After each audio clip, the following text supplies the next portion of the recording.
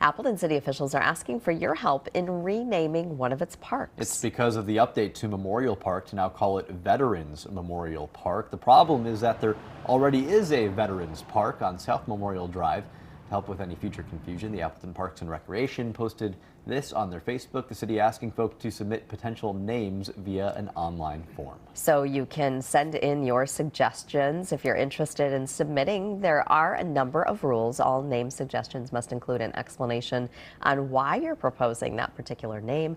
You can head to WBAY.com to learn more on those naming rules. The city's accepting suggestions through the end of January. Final name selected by the city will be selected, I should say, by the City Council next spring. Let's check